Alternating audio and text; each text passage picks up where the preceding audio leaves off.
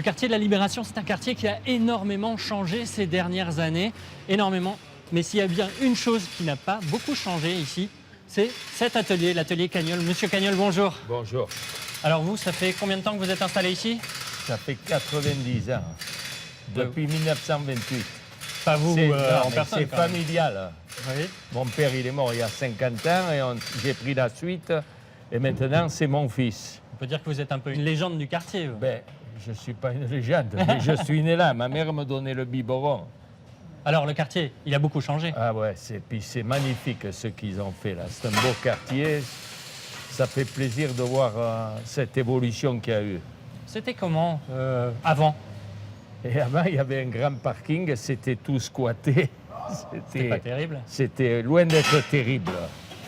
Eh ben, on va aller visiter tout ça. Merci, monsieur Cagnol. Allez, je vous en prie et merci à vous.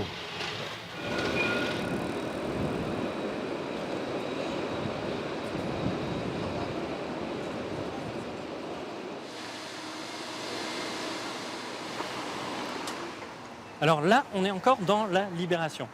On est dans la Libération. Pourtant, on est loin de la gare du Sud. Alors, on est entre la gare Thiers et la gare du Sud, dans un axe entre Malo-Sénat et Gambetta, qui est en plein devenir. Donc ici, c'est la rue Trachel. C'est pas la rue la plus cotée de Nice. Alors, c'est effectivement, même si le nom, vous savez que le nom Trachel est un peintre, Oui. donc qui a toute vocation à redevenir un lieu de culture et d'art. Et aujourd'hui, notre municipalité travaille vraiment à la requalification, la réhabilitation de tout ce quartier, que ce soit en termes d'urbanisme, mais aussi en termes de jardin. Et c'est justement pour ça que vous vouliez nous emmener ici. Alors qu'est-ce qui se passe ici là?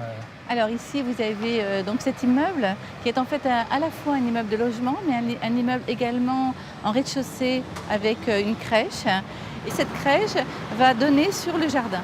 Donc aujourd'hui, dans le prolongement du jardin, c'est aussi la possibilité d'avoir réhabilité, requalifié ce jardin en l'agrandissant.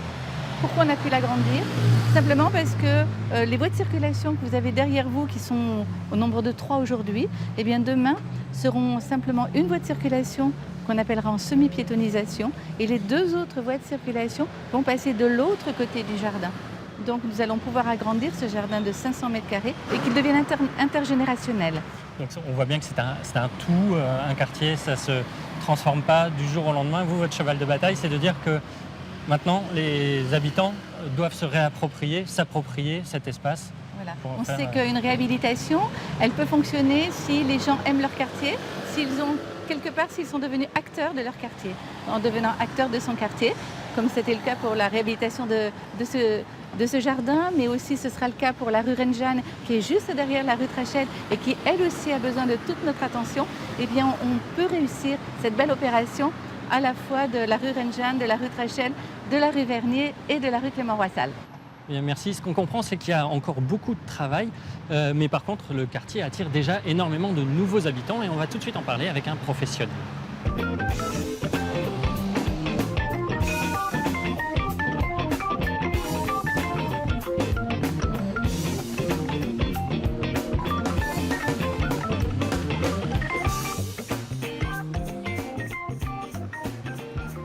Alain, bonjour. Bonjour.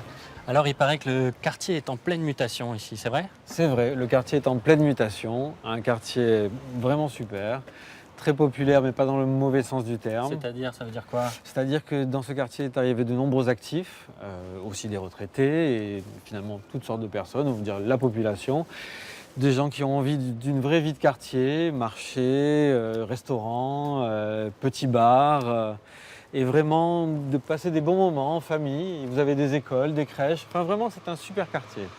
Alors, les prix ont dû s'envoler aussi.